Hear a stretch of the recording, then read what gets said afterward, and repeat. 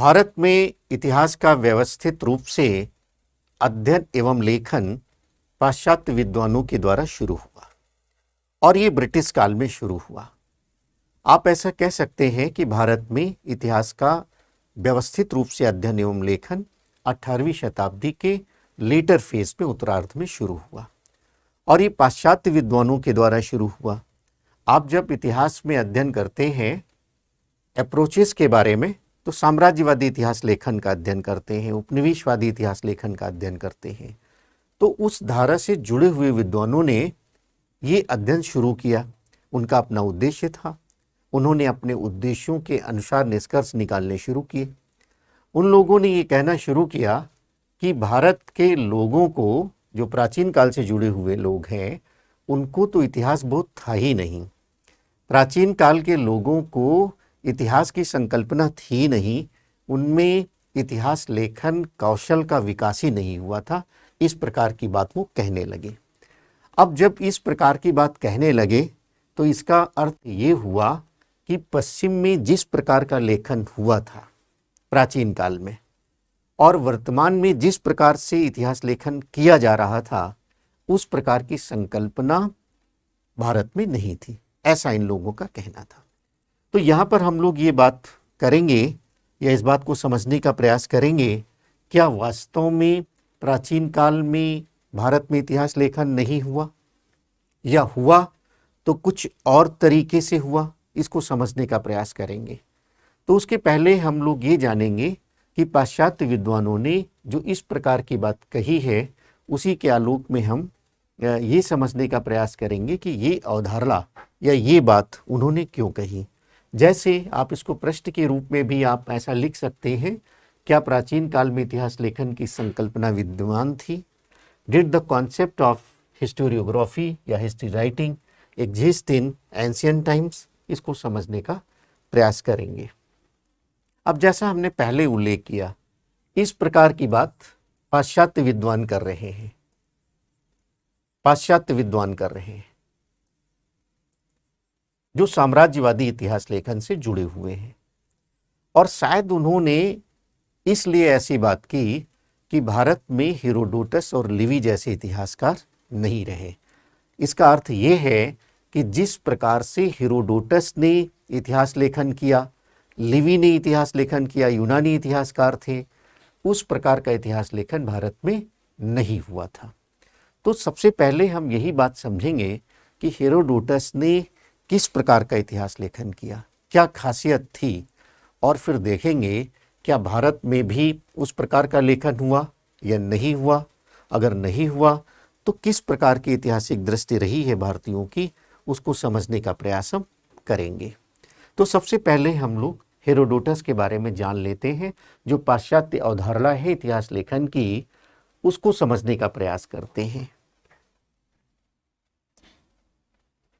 Herodotus बहुत ही महत्वपूर्ण नाम है, जैसा आप सब जानते हैं।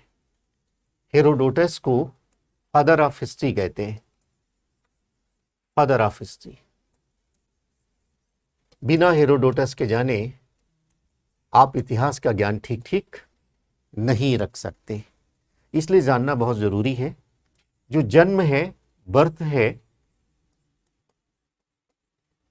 हेरोडोटस का, वो हेलिकार्नेसस में है। हेलिकार्नेसस, हेलिकार्नेसस।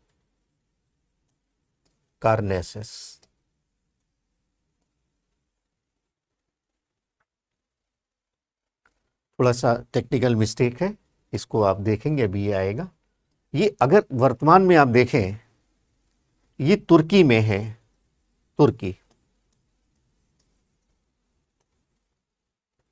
अब हम ये जानेंगे कि पहले हेरोडोटस को फादर ऑफ हिस्ट्री कहते हैं, क्यों फादर ऑफ हिस्ट्री कहते हैं, किस प्रकार का काम किया है, उसको थोड़ा समझने का प्रयास करेंगे। जैसे हेरोडोटस ने जो पहला काम किया है वो ये कि उन्होंने पहली बार हिस्ट्री शब्द का प्रयोग किया है। उन्होंने अपना जो लेखन किया है, अपनी बातों को जो संकलन किया है, वो हिस्ट्रीज नाम से किया है। हिस्ट्रीज नाम से किया है और बाद में ये एक पुस्तक के रूप में प्रकाशित हुई। उसका नाम है हिस्टोरिका।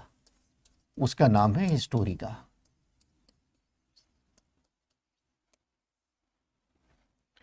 उन्होंने जो अपना जिस अप्रोच में लेखन शुरू किया उसके माध्यम से इतिहास को उन्होंने एक पृथक अध्ययन शास्त्र के रूप में स्थापित किया।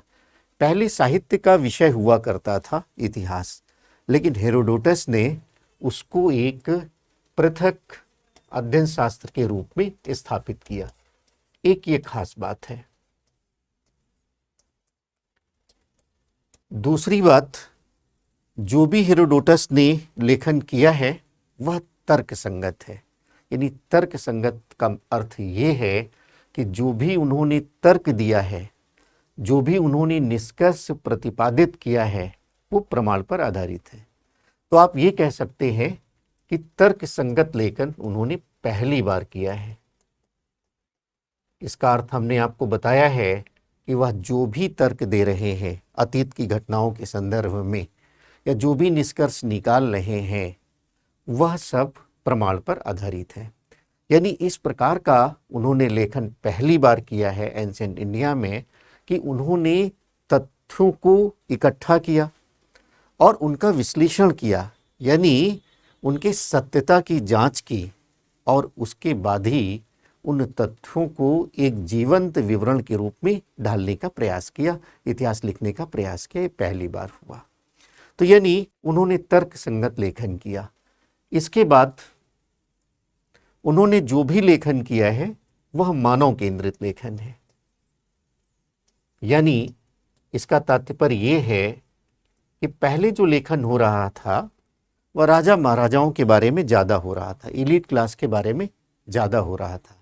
लेकिन हेरोडोटस ने पहली बार मनुष्य के क्रियाकलापों को अपने अध्ययन और लेखन का विषय बनाया। तो यह पॉइंट भी आपको नोट कर लेना है। इसके बाद उन्होंने जो भी लेखन किया है अतीत के आलोक में भविष्य पर प्रकाश डालने का प्रयास किया है। यानी आशावादी लेखन उन्होंने किया है। यह बात भी आप लिख सकते हैं। आशावाद, अतीत के तथ्यों का विश्लेषण इस प्रकार से किया कि भविष्य पर प्रकाश पड़े, भविष्य आलोकित हो, कुछ इस प्रकार का लेखन था। जो भी उन्होंने ये लेखन किया है, जैसा आप जानते हैं इतिहास के दो आधार स्तंभ होते हैं। इतिहास के दो आधार स्तंभ होते हैं। एक होता है स्पेस, यानी जिसको आप कह सकते हैं देश या स्थान, और दूसरा होता है काल, टाइम।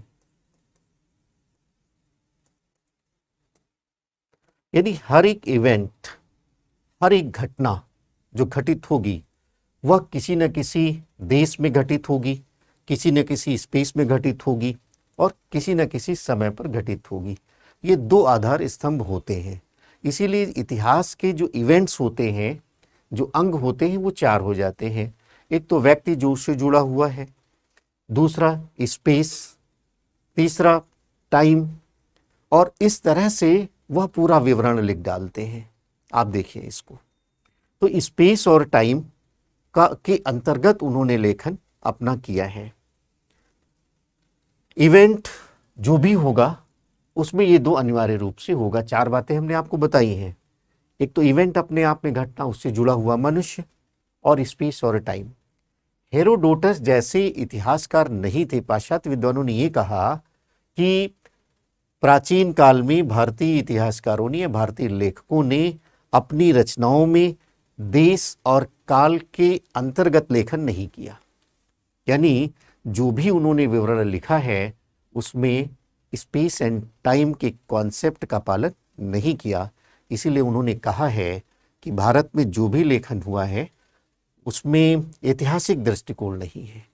और इसी आधार पर कई इतिहासकारों ने ये कहा कि प्राचीन काल में इतिहास लेखन तो हुआ ही नहीं, इतिहास बोध था ही नहीं भारतीयों में। यानी उन्होंने जो भी विवरण लिखा है उसमें देश और काल की अवधारणा का समावेश नहीं था। तो ये आपका है कि पाश्चात्य अवधारणा ये है, पाश्चात्य विद्वानों ने इस प्रकार की बात की है, इसलिए किया है कि हेरोडोटस और लिवी जैसे इतिहासकार जिन्होंने अपने विवरणों को देश और काल की अवधारणा के तहत उसका संयोजन किया है, लेखन किया है, उस प्रकार की बात भारत में नहीं थी। अब हम लोग ये देखेंगे, क्या भारत में वास्तव में इतिहास लेखन नहीं हुआ?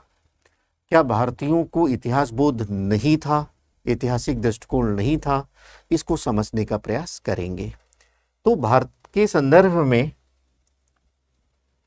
जब भारत के संदर्भ में हम देखेंगे तो दो तरह से हम अपनी बातों को देखेंगे। पहले तो हम लिटरेरी एविडेंसेस देखेंगे, साहित्यिक साक्ष्य के अंतर्गत इस बात को हम देखेंगे। कौन कौन से साहित्यिक साक्ष्य हमारे पास हैं जो इस अवधारणा का खंडन करते हैं, और हम यह भी देखेंगे कौन कौन से हमारे पास पुरातात्विक साक्ष्य हैं, उनकी बात भी हम करेंगे।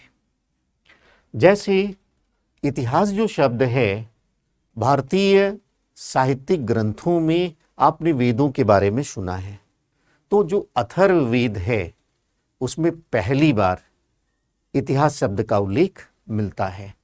तो यह प्रमाण है कि लोगों को अगर इतिहास बोध नहीं था, इतिहास लिखने के बारे में जागरूक नहीं थे, तो ये शब्द कहाँ से आया है?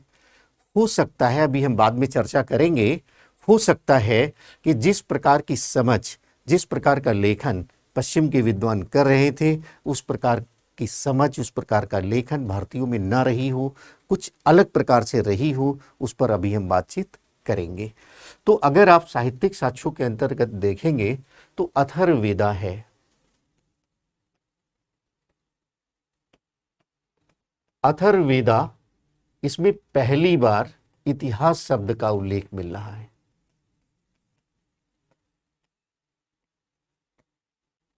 एक आपको उपनिषद ग्रंथ है, उपनिषद ग्रंथ, और उसमें उपनिषद में छांदोग्य उपनिषद है। पहला तो ये पॉइंट नोट कर लीजिए, छांदोग्य, छांदोग्य,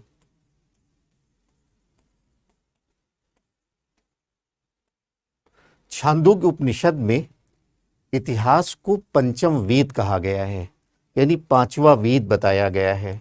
इतिहास को पंचम वेद की संज्ञा दी गई है। ये महत्वपूर्ण साक्ष्य है। जैसे आप पुराणों के बारे में पढ़ते हैं, तो पुराणों के बारे में, पुराणों के बारे में पहले ये मान्यता थी कि इसमें ऐतिहासिक दृष्टि है ही नहीं। लेकिन एक पश्चिम के विद्वान हैं, उनका नाम है पार्टीजर, आप नाम लिख लीजिए। उन्होंने विशेष अध्ययन किया है, पार्टीजर ने,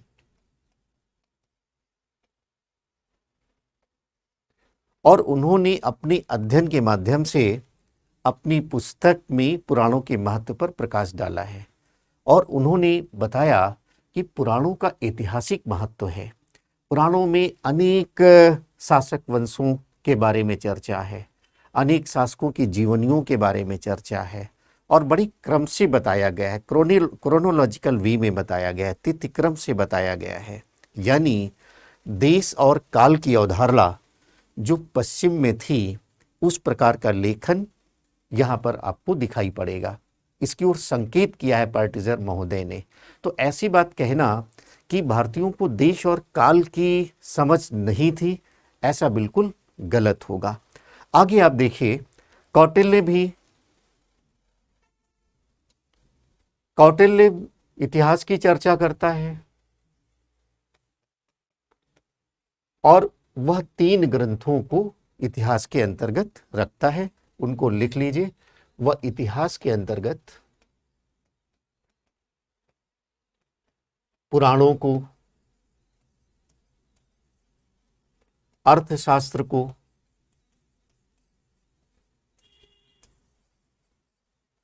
अर्थशास्त्र और धर्मशास्त्र, धर्मशास्त्र यानी पुराण, अर्थशास्त्र और धर्मशास्त्र को इतिहास के अंतर्गत मानते हैं। तो ऐसे साक्ष्य हैं, और जिसमें देश और काल की अवधारणा भी निहित है। जैसे पुराणों के बारे में हमने पर्टिजर महोदय का उल्लेख किया है, तो आप अथर्ववेद को आपने देखा, आपने छांदोग्य उपनिषद को देखा, कैसे पंचम वेद बताया गया है। यानी इतिहास का महत्व इतना ज़्यादा था भारत में कि उसको पंचम वेद कहा गया, पांचवा वेद कहा गया। वेदों के महत्व से आप परिचित है।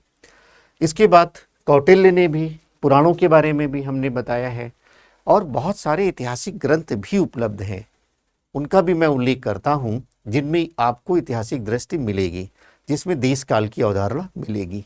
जैसे एक रचना है बाणभट्ट की, एक रचना है बाणभट्ट की हर्षचरित, उसको नोट कर लीजिए, हर्षचरित।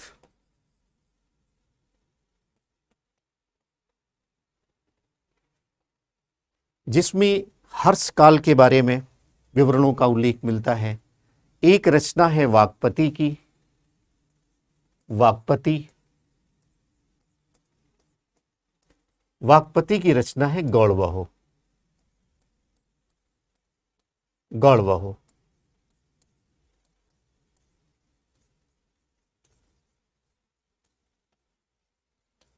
और इस गौड़वहो में कन्नौज के शासक यशोवर्मन का उल्लेख मिलता है। एक रचना और लिख सकते हैं आप, वो है बिल्हड़ की, बिल्हड़ की रचना है विक्रमांक देव चरित, विक्रमांक देव चरित। इसमें चालुक्य शासक विक्रमादित्य सिक्स्थ, विक्रमादित्य खष्ट का उल्लेख मिलता है, उनके बारे में सारे विवरण दिया गया है। एक जयानक की रचना का उल्लेख कर सकते हैं, जयानक, पृथ्वीराज विजय, पृथ्वीराज विजय। और कल्हड़ का नाम तो आपने सुना ही होगा। कल्हड़ की जो रचना है राजतरंगिणी, वो विशुद्ध ऐतिहासिक ग्रंथ है। देश काल की अवधारणा के तहत उसका संयोजन हुआ है, उसका लेखन हुआ है, तो वह भी आप लिख सकते हैं। कल्हड़ की रचना है राजतरंगिणी।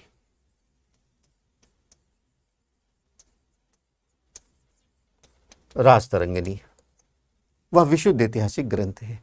तो बहुत सारे उदाहरण हमने आपको बताए हैं, उनको आप नोट कर लीजिए। हमने आपको बताया है कि अथर्ववेद में इतिहास शब्द का उल्लेख पहली बार मिलता है, और इतिहास का महत्व इतना ज़्यादा था भारत में कि उसको पंचम वेद कहा गया है। छांदोग्य उपनिषद में उसको पंचम वेद कहा गया है। पुराणों में भी देश काल की अवधारणा की ओर संकेत है, विभिन्न शासक वंशों की वहाँ चर्चा है, बहुत सारी जीवनियाँ हैं, जिसको पर्टिजर महोदय ने अपने लेखन में स्पष्ट किया है।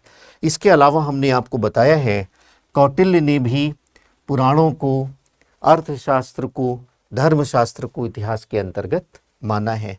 और बहुत सारी रचनाएं हैं जिनकी चर्चा हमने किया है। बाणभट्ट की रचना है हर्षचरित, वाक्पति की रचना है गौड़वहो, इनका उल्लेख आप करेंगे। बिल्हड़ की रचना विक्रमांक देवचरित, जयानक की पृथ्वीराज विजय, और जो कश्मीर का इतिहास है जिसको कल्हड़ ने लिखा है राजतरंगिणी के रूप में, वह विशुद्ध ऐतिहासिक ग्रंथ है। तो ये तो हमारे पास साहित्यिक प्रमाण है जिसमें ये दिखाई देता है कि इतिहास शब्द भी मिलता है। इतिहास के महत्व, पंचम वेद की बात हो रही है, ये इतिहास के महत्व को दर्शाता है। ऐतिहासिक दृष्टि यानी पश्चिम में जिस प्रकार का लेखन हो रहा है उसकी ओर भी संकेत हैं। देश काल की अवधारणा के बारे में मैं ये बात कह रहा हूँ। अब आप देखिए, जैसे हमने पुरातात्विक साक्ष्यों के बारे में भी कहा कि चर्चा करेंगे, आप अशोक के अभिलेखों के बारे में जानते ही हैं। ये जो पुरातात्विक साक्ष्य है इसमें से दो आप लिख लीजिए। एक तो अशोका के, अशोकाज इंस्क्रिप्शन, अशोक के अभिलेख। अशोक के अभिलेख के जो भी विवरण है उसमें ऐतिहासिक दृष्टि आपको मिलेगी। और दूसरा है एक कलिंग क्षेत्र से मिला हुआ है अभिलेख चेदी वंश का है और शासक का नाम है खारवेल। खारवेल का हाथी गुम्फा अभिलेख। खारवेल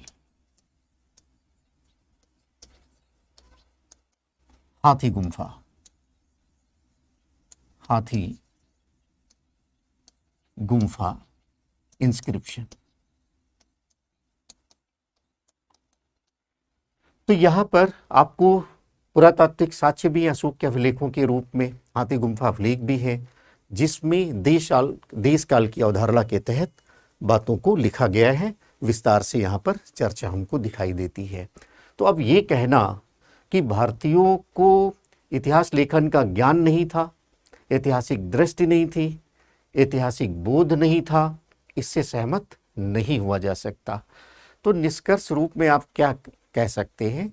निष्कर्ष रूप में आप ऐसा कह सकते हैं कि प्राचीन काल में इतिहास लेखन था, भारतीयों को इतिहास बोध था, भारत में ऐतिहासिक संकल्पना थी, भारतीयों ने इतिहास लेखन किया है, लेकिन वह उस प्रकार का इतिहास लेखन नहीं था जिस प्रकार से यूरोप में इतिहास लेखन हो रहा था। यूरोप में राजनीतिक घटनाओं पर ज़्यादा बल दिया जाता था प्राचीन काल में, लेकिन भारत में राजनीतिक जीवन पर नहीं अपितु सांस्कृतिक जीवन पर बहुत बल दिया जाता था, और उसमें भी धर्म की बहुत केंद्रीय भूमिका थी। जैसे महाभारत में इतिहास की एक परिभाषा मिलती है, आप उसको नोट कर सकते हैं। महाभारत में ये कहा गया कि ऐसी शिक्षा जिससे हमें धर्म, अर्थ, काम और मोक्ष की शिक्षा मिली, उसे हम इतिहास कहते हैं। ये इतिहास की सांस्कृतिक अवधारणा की ओर संकेत करता है, यूरोपीय अवधारणा से अलग होने की ओर संकेत करता है। तो इसको आप यहाँ लिख सकते हैं।